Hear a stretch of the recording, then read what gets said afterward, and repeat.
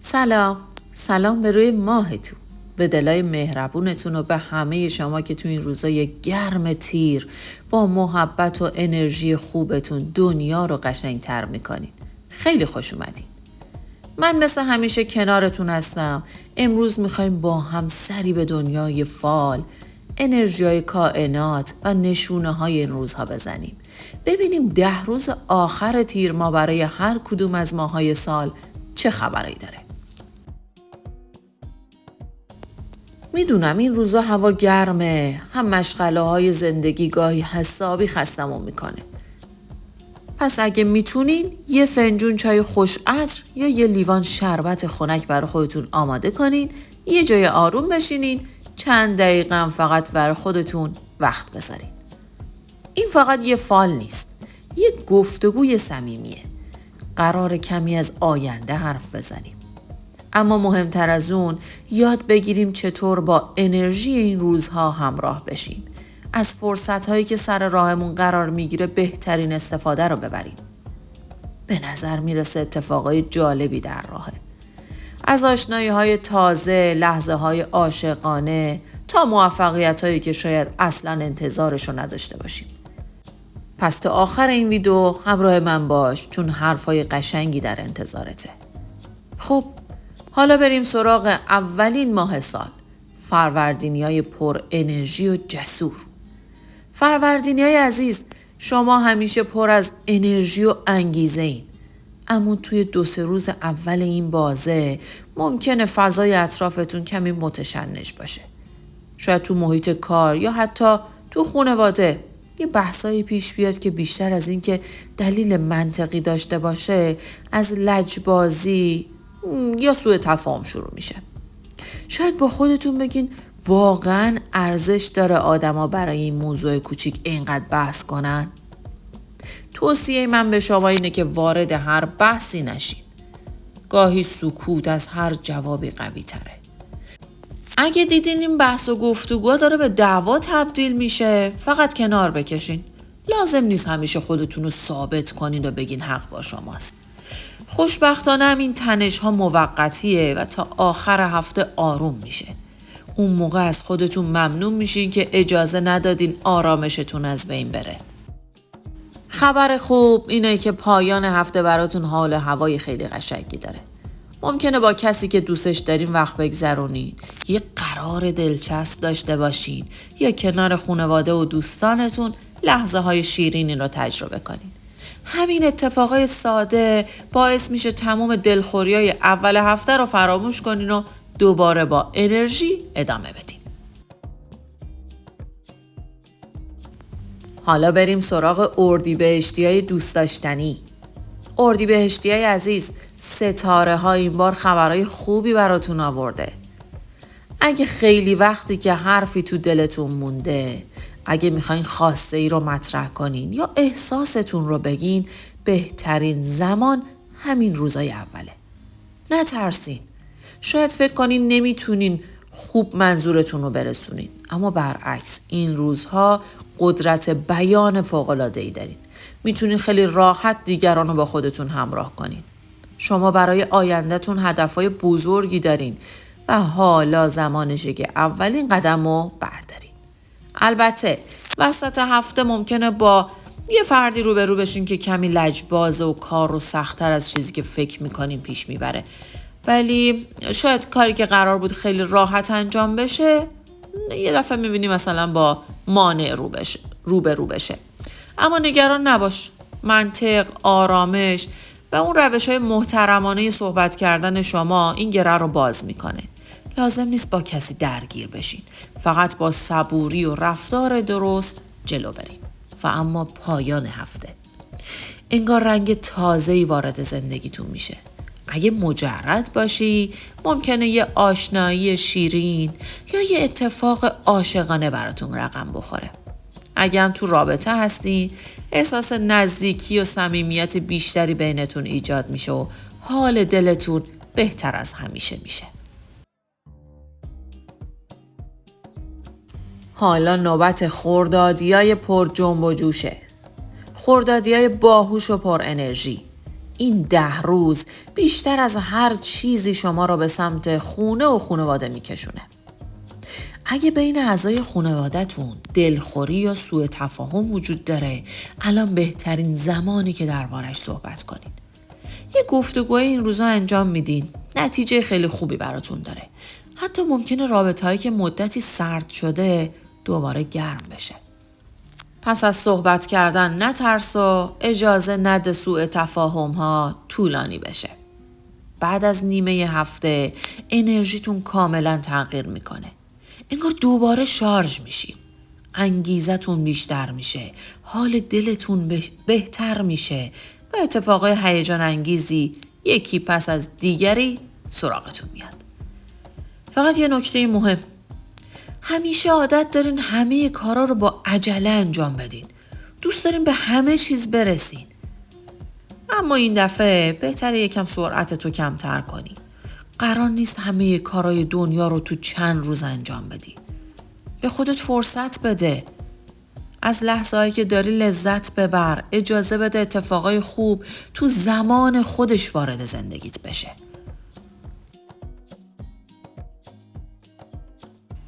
تیر ماهیای عزیز، اول از همه تولدتون مبارک. امیدوارم سال جدید زندگیتون پر از آرامش، سلامتی و اتفاقای قشنگ باشه. این 10 روز یه حال و هوای متفاوتی براتون داره. انگار بیشتر از همیشه قرار نیست فقط به خودتون فکر کنید. بلکه آدمای اطرافتون به حضورتون، محبتتون و حمایت شما احتیاج دارن. ممکنه یکی از اعضای خانواده، همکار یا حتی کسی که انتظارشو نداری روی کمکتون حساب باز کنه. شاید با خودتون بگین پس خواسته های خودم چی؟ من کی به کارهای خودم برسم؟ اما میدونی این بار ماجرا فرق میکنه. هر کمکی که از روی دل انجام بدی خیلی زود به شکل‌های مختلف بهت برمیگرده.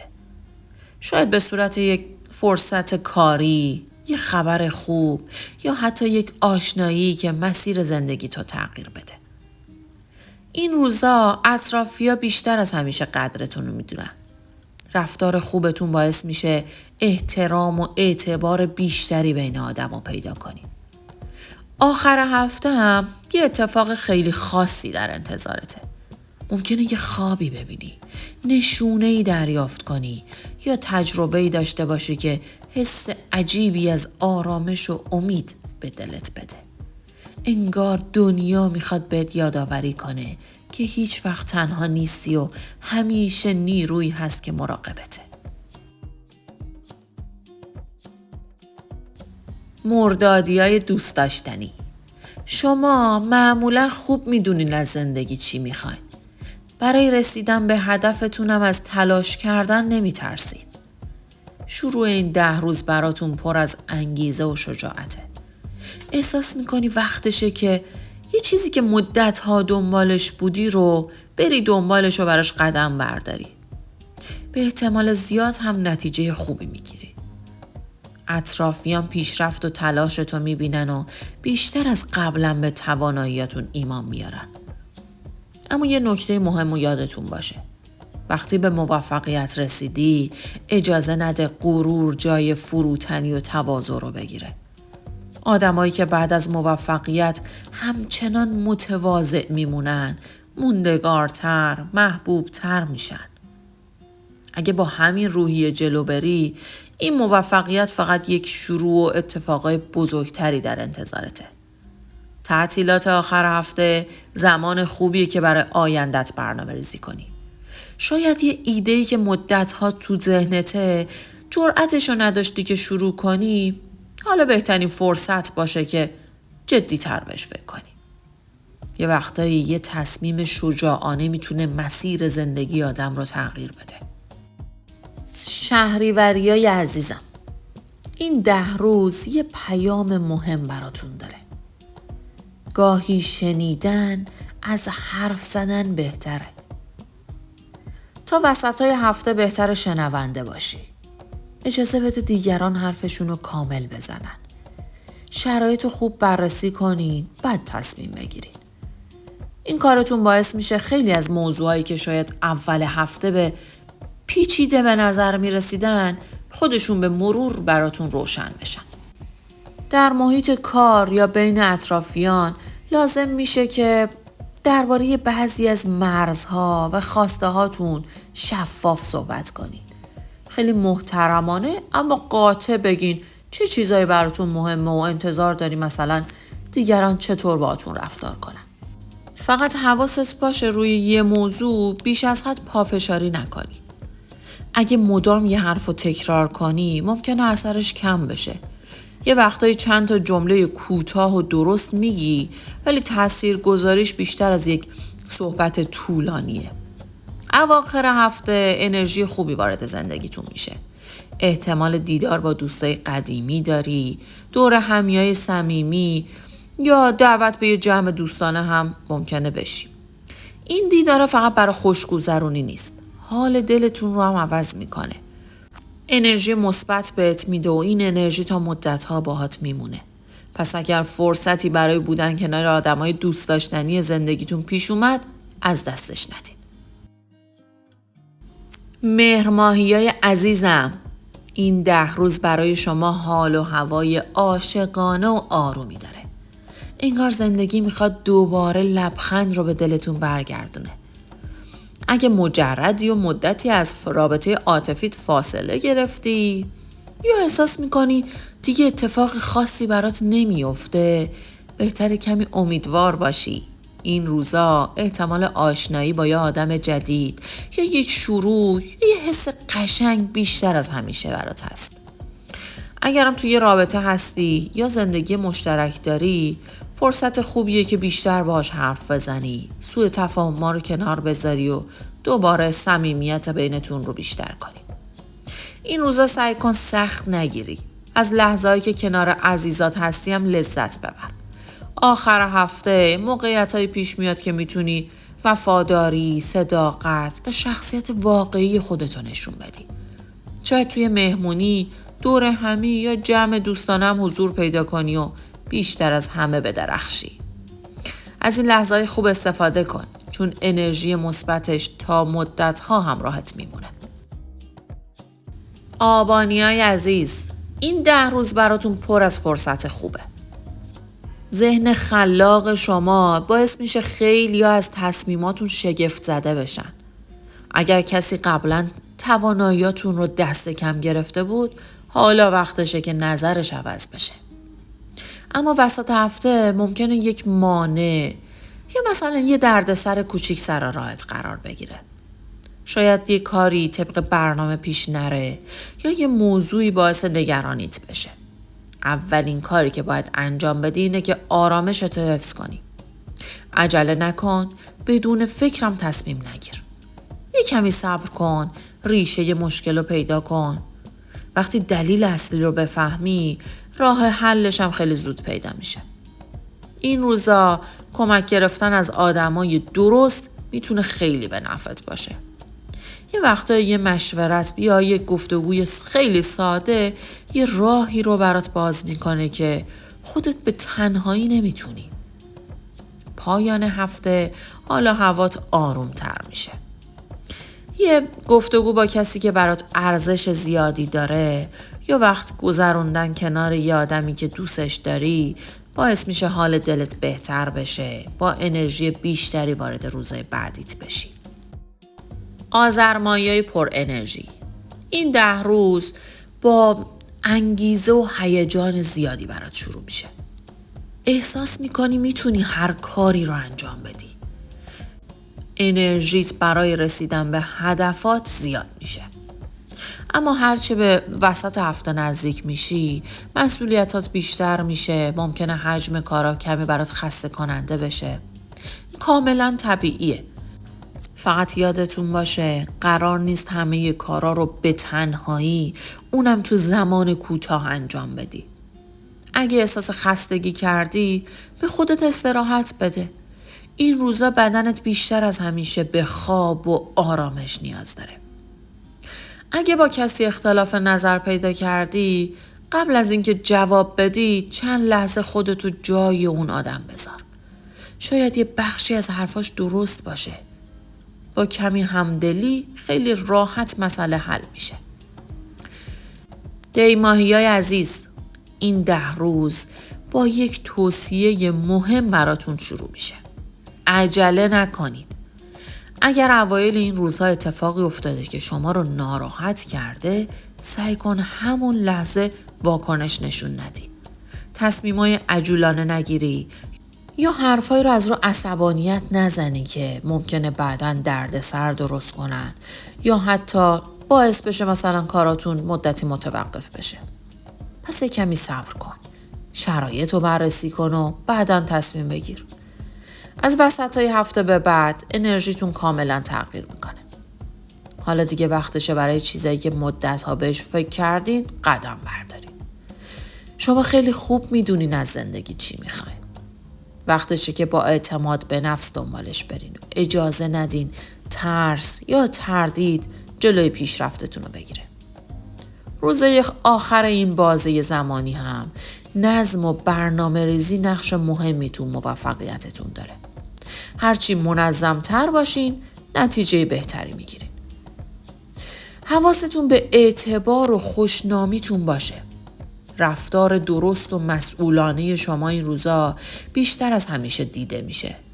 میتونه فرصتهای خوبی هم براتون ایجاد کنه. وقتی این 10 روز تموم بشه خودت هم از تلاش‌ها و اتفاقای خوبی که پشت سر گذاشتی تعجب میکنی. بهمن ماهیای عزیز دل، اولین پیام ستاره ها برای شما درباره مسائل مالیه. اگه قصد خرید یه چیز مهمو داری یا میخوای سرمایه گذاری کنی بهتر عجله نکنی. این روزا ممکنه تحت تاثیر احساسات باشی یا هیجانی تصمیمی بگیری که ازش پشیمون بشی. قبل از هر هزینه خوب فکر کن. ببین واقعاً به اون خرید نیاز داری یا فقط برای یه لحظه خوشحال شدن میخوای پول خرج کنی. شاید مدتی هزینه‌های زیادی انجام دادی که ضروری نبودن. الان زمان خوبیه که بیشتر مراقب دخل و خرجت باشی. آخرای هفته حال هوات عوض میشه. به جای خرید کردن یا وقت گذروندن تو فضای شلوغ یکی از دوستای صمیمی قدیمی تو ببین. یه گفتگوی خوب، دیدار یا مرور خاطرات قدیمیت میتونه بیشتر از هر خریدی حال دلتو خوب کنه. اگرم به هنر علاقه داری، این روزا بهترین زمان برای انجام کارهای هنریه. مثل نقاشی، موسیقی، عکاسی، آشپزی یا هر کاری که بهت حس آرامش بده. این کارا برای شما اینجوریه که انرژی منفی رو ازت دور میکنه. حال دلت رو بهتر میکنه. و اما اسفند ماهیا، احساس میکنی باید زودتر از بقیه به هدفت برسی. خودت هم با بقیه مقایسه میکنی. اما واقعیت اینه که هر کسی مسیر خودش رو داره. پس خودتو تحت فشار نذار. اجازه بده اتفاقها در زمان مناسب خودشون شکل بگیرن.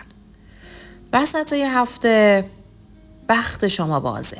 مخصوصا تو مسائل عاطفی. فقط آخر هفته یه کمی بیشتر مراقب رفتار و حرفات باش. ممکنه یه سوء تفاهم یا یه بحث کوچیک اگه درست مدیریت نشه بزرگتر از چیزی بشه که فکرشو میکنی. پس با آرامش، احترام و مهربونی با دیگران برخورد کن. اجازه نده مسائل کوچیک آرامش این روزهای خوبتو به هم بزنه. دوست من، ممنون که تا اینجا همراهی کردی. برام بنویس متولد کدوم ماهی و کدوم بخش این فال بیشتر به دلت نشست. دوست دارم نظراتتون رو بخونم. ببینم چقدر این حرفا به حال و روز این روزات نزدیک بوده. امیدوارم 10 روز باقی مونده از تیر ماه برای همتون پر از آرامش و خبرای خوب باشه. تا پیش بینی و فال بعدی مراقب خودت، دلت و آدمی که دوستش داری باش. خدا نگهدار.